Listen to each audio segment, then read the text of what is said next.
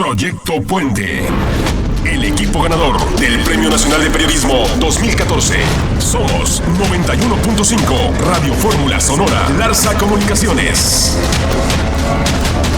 Aquí comienzan los datos duros con Luis Alberto Medina.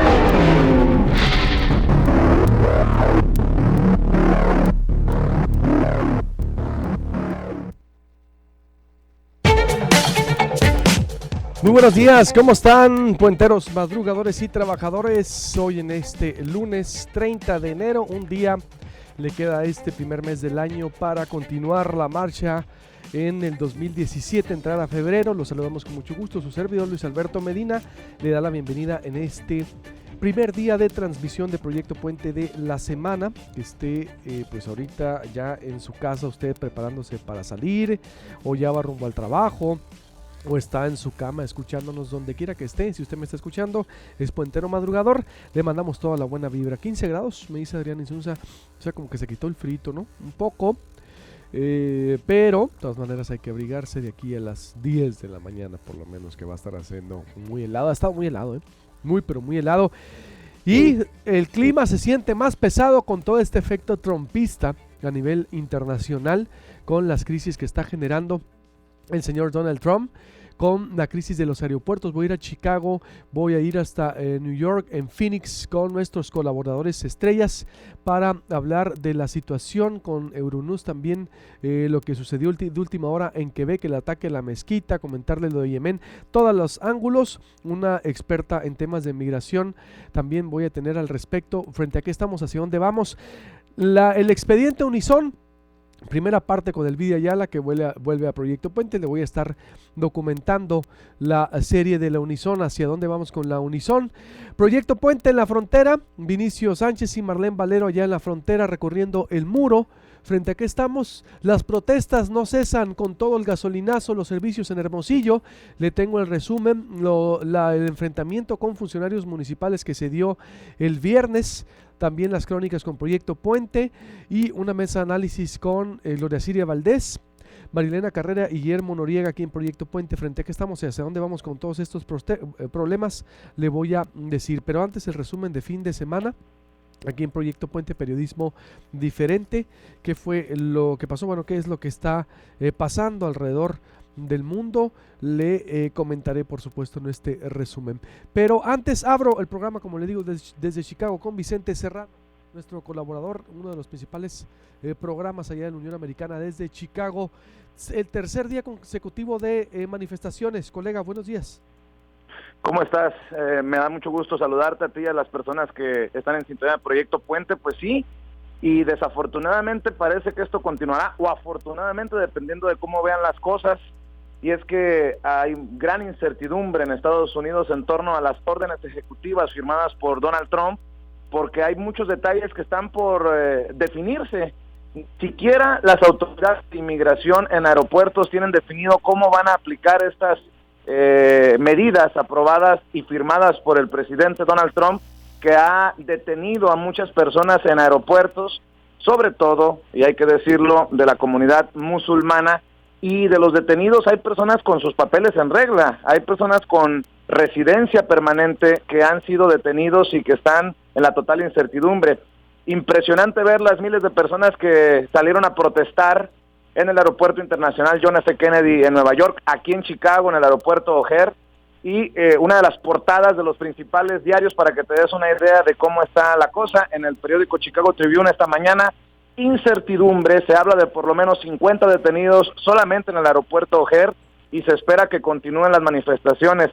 Y la verdad es que también en la comunidad hispana hay gran incertidumbre, porque fíjate que me di a la tarea de estar leyendo detalladamente estas órdenes ejecutivas firmadas por el presidente Donald Trump, y señala, como lo señalaba la SB 1070 allá en Arizona, seguramente la gente de Sonora recordará esta ley antiinmigrante, que tanto pánico provocó en la comunidad mexicana, en la comunidad inmigrante de allá, que se haría delito, crimen, se consideraría delito, crimen, ayudar a un inmigrante indocumentado, de lo que entiendo de estas órdenes ejecutivas que firma el presidente Donald Trump. y mientras todo esto ocurre alrededor del país, pues se anuncian los 1,000 millones de pesos que mandará el presidente Enrique Peña Nieto a consulados, que si lo hacemos al tipo de cambio actual serían 48 millones de dólares para 50 consulados, y muchos creemos que será insuficiente porque dicen que es para pagar abogados, traductores. Seguramente en la Ciudad de México no saben cuánto cobra por hora un abogado de inmigración. Para que la audiencia tenga idea, de entre 250 y 500 dólares por hora.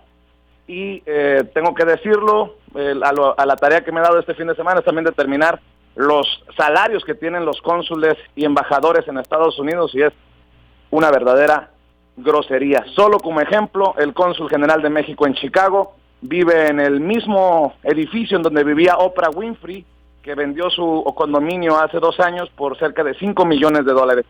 Esa es la clase política, esa es la representación de México en el extranjero, en momentos en que hay, insisto, gran incertidumbre. Tercer día de protesta, Vicente, frente a todo esto. Bueno, no sé si sea suficiente con ese tipo de consulados exactamente que tenemos, pero la protesta en sí es, ya dejaron entrar a los musulmanes, porque a algunos en Nueva York, de repente la orden del juez les permitió ingresar, pero ¿a quién están deteniendo? Solo a musulmanes de 7 países, ¿no? Sí, eso es lo que está ocurriendo en estos días. Falta definir cómo se aplicarán las órdenes ejecutivas que incluiría a los otros inmigrantes de otros países, como México. Obviamente estamos al pendiente, pero en este caso en particular el enfoque es sobre los musulmanes que fueron detenidos de acuerdo a una victoria en las cortes de la ACLU, que es uno de los grupos que protege los derechos civiles en Estados Unidos. Se ha permitido la entrada a estos musulmanes que habían sido detenidos, no a todos, hay que decirlo. Todavía hay algunas familias con gran incertidumbre de no saber qué es lo que va a pasar, y bueno, pues para la gente que me está escuchando, estaba platicando con uno de los analistas, de los expertos, si hay personas que son residentes permanentes que nos están escuchando y que se acercan a los 6 meses de estar ya en México, creo que es momento de regresar. Recuerden que siempre hay la posibilidad de tener problemas en Estados Unidos si se quedan con residencia permanente por más de 6 meses, porque podrían entender las autoridades de inmigración con las leyes que después de 6 meses de vivir fuera del país con residencia permanente, pues por eso se llama residencia permanente en Estados Unidos, pues la persona estaría abandonando su residencia. Solo como un consejo que me daba un experto de inmigración ayer, y lo comparto con tu audiencia. Hay tal incertidumbre que ni siquiera las autoridades de inmigración tienen definido qué es lo que quiere hacer la Casa Blanca con estas órdenes ejecutivas, y todo es por culpa de Stephen Bannon, el hombre que ha sido criticado por sus tintes racistas.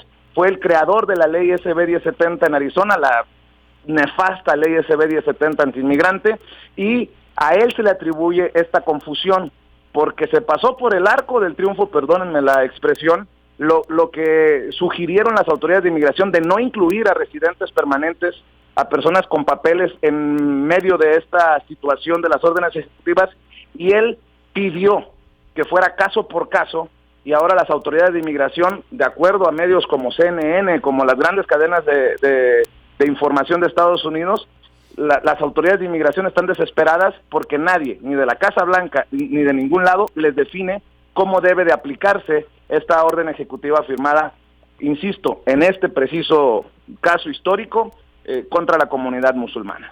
Increíble, incertidumbre entre las mismas autoridades, por lo que veo entonces, Vicente, no solo en la población, si las mismas autoridades dicen no tienen claros los criterios de lo que sigue.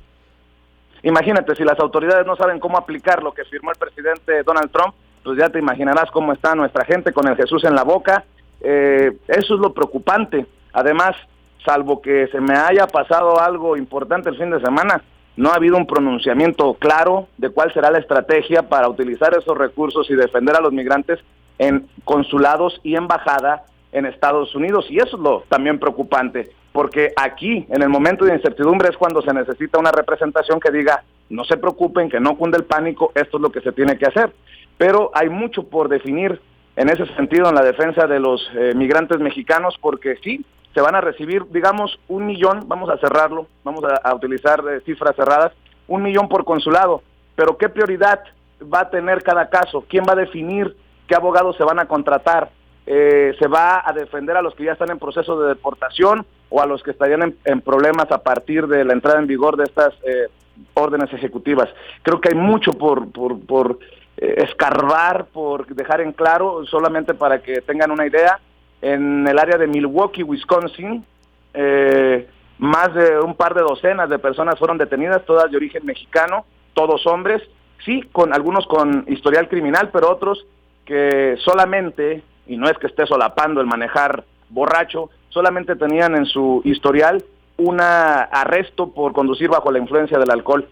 Y de acuerdo a lo que hemos leído y hemos entendido con expertos, estas órdenes ejecutivas incluirían como crimen para que pueda ser puesto en proceso de deportación un inmigrante con precisamente una intención, un arresto por manejar bajo la influencia del alcohol. Y otra cosa importantísima es que estas leyes ejecutivas, por eso hay tal incertidumbre en la comunidad mexicana, porque estas órdenes ejecutivas firmadas por Donald Trump te pondrían en proceso de deportación, de acuerdo a lo que está firmado y escrito, incluso si te han acusado de un crimen, pero no te han encontrado culpable, como amerita y como debe por ley, en un tribunal. O sea, si alguien te acusó de un crimen, a pesar de que no hayas sido encontrado culpable en un tribunal, también te pondrían en proceso de deportación.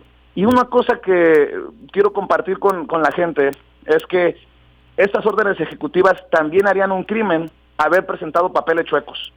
¿Y quién no de los inmigrantes indocumentados ha utilizado una mica chueca o un seguro social que no es de él? Se complica la situación por lo que veo. Vicente, te agradezco mucho desde Chicago, Vicente Serrano de Sin Censura, y estaremos en contacto contigo. Un abrazo. Un abrazo. Igualmente, Vicente Serrano de Sin Censura desde Chicago. Corte, voy a hacer un corte y vuelvo con más información. A ver si vamos ahorita entonces hasta Yemen. También tenemos ahí un colaborador confirmado en Phoenix, Euronews, a ver todos los ángulos. A Nueva York también, ¿verdad? Porque esta situación se está complicando. Volvemos. Nissan agradece la preferencia de sus clientes y sostiene el compromiso de mantener